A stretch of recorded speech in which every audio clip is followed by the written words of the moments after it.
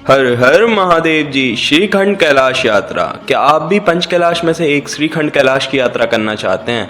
तो इस वीडियो को पूरा देखना। मैं बताने वाला हूँ कैसे आप श्रीखंड कैलाश महादेव की यात्रा कर सकते हैं और कैसे हमें श्रीखंड कैलाश पहुंचना है, बसेस कहाँ से मिलेंगी, रूट क्या रहने वाला है, वहाँ रुकने की व्यवस्था क्या है और साथ ही साथ श्रीखंड में भोजन की व्यवस्था क्या है, श्रीखंड महादेव की यात्रा के लिए कितने दिन लगने वाले हैं और किन किन बातों का हमें ध्यान रखना है इस यात्रा पर। तो एंड तक पूरी वीडियो जरूर देखना। इस वीडियो में मैं बताने वाला हूँ कम से कम बजट में इस यात्रा को आप कैसे कर सकते हैं। तो चलिए जानते हैं श्रीखंड कैलाश कैसे पहुंचना है। श्रीखंड कैलाश का ट्रैक कुल्लू जिले के जाऊं गांव से शुरू होता है और ये ट्रैक 35 किलोमीटर का है, जो कि आपको पैदल ही करना होता है। दोस्तों, इस यात्रा की शुरुआत आपकी 10 जुलाई से 15 जुलाई के आसपास होती है और ये यात्रा आपकी लगभग 1 महीने तक चलती है, जिसका रजिस्ट्रेशन कराना बहुत ज़रूरी होता है। इस यात्रा का रजिस्ट्रेशन आप ऑनलाइन व ऑफलाइन दोनों तरीके से करवा सकते हैं। तो चलिए बात करते हैं श्रीखंड कैलाश यात्रा शुरू करने के लिए सबसे पहले आपको कहाँ पहुँचना होगा।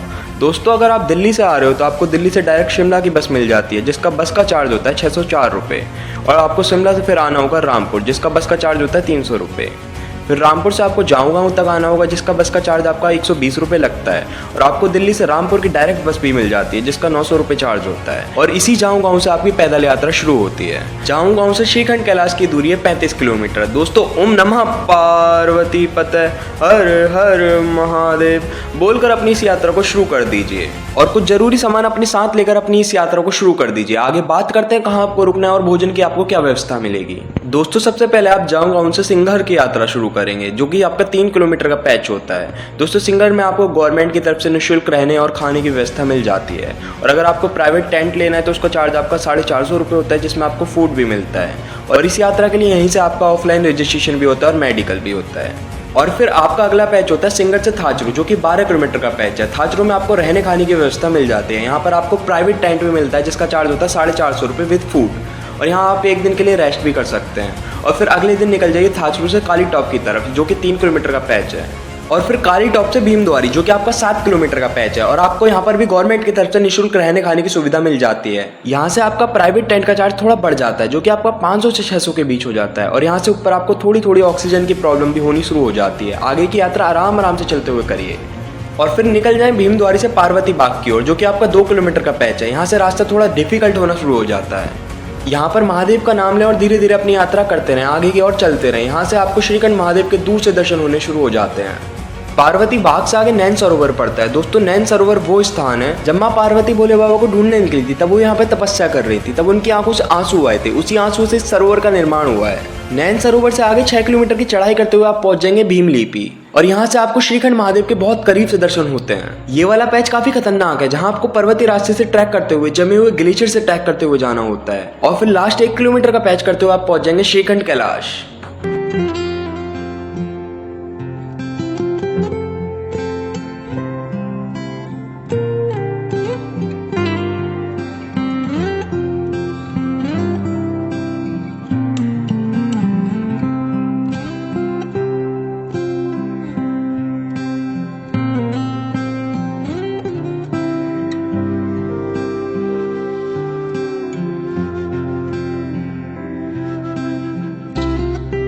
दोस्तों, श्रीखंड कैलाश पहुंचकर महादेव के दर्शन करिए और सुकून से महादेव की पूजा अर्चना करिए। और दिन के 1 बजे तक वापस वहां से उतरने के लिए निकल जाइए, क्योंकि ऊपर आपको कोई भी रहने खाने की व्यवस्था नहीं मिलती और ऊपर का मौसम कभी भी बिगड़ सकता है, कभी भी खराब हो जाता है। इसलिए जल्द से जल्द नीचे उतरने की तैयारी कर दीजिए। और अब बात करते हैं आपको इस यात्रा के लिए कितने दिन लगेंगे। अगर आप बड़े आराम से भी इस यात्रा को करते हैं तो आपको 6 से 7 दिन लग जाते हैं। तो जानते हैं इस यात्रा में आप अपने साथ क्या क्या सामान लेकर जाएं। अपने साथ विंटर के अच्छे कपड़े ज़रूर रखें, क्योंकि इस यात्रा पर आपको काफ़ी ज़्यादा सर्दी वाला माहौल मिलने वाला है। और साथ ही साथ ट्रैकिंग शूज़ ज़रूर पहन के जाएं। इस यात्रा पर अपने साथ कुछ ज़रूरी मेडिसिन ज़रूर रखें, जैसे कि paracetamol, bandage, Betadine, glucose, electron powder, oxygen can. और हाँ, यात्रा शुरू करने से पहले अपना मेडिकल टेस्ट ज़रूर करवा लें। अगर आपको कोई भी ऑक्सीजन से रिलेटेड प्रॉब्लम है तो आप इस यात्रा को बिल्कुल भी ना करें, किसी भी तरीके का कोई रिस्क ना उठाएं। तो अब बात करते हैं टोटल कितना खर्चा होने वाला है इस यात्रा पर। तो इस यात्रा को आप मात्र 3000 रुपये में बड़े आराम से कर सकते हैं। आने जाने का आपका चार्ज लगेगा 2200 रुपये। और रहने खाने के लिए आपको यात्रा टाइम पे ऑलमोस्ट फ्री मिल जाता है, जो कि आपका गवर्नमेंट की तरफ से फ्री होता है। और अगर आप प्राइवेट टेंट भी लेते हैं तो आपको 500 रुपये पर डे होता है, जिसका आपका चार्ज अगर 4 दिन का लगाएं तो 2000 रुपये बैठता है। दोस्तों, उम्मीद करता हूँ आपको ये वीडियो पसंद आई होगी। अगर आपको कोई भी और जानकारी चाहिए तो आप मुझे इंस्टाग्राम पर मैसेज कर सकते हैं। मेरा इंस्टा हैंडल है ट्रैवल विद राही। और हाँ, ऐसी ट्रैवल से रिलेटेड जानकारी वाली वीडियो के लिए हमारे चैनल को सब्सक्राइब कर लो। हर हर महादेव।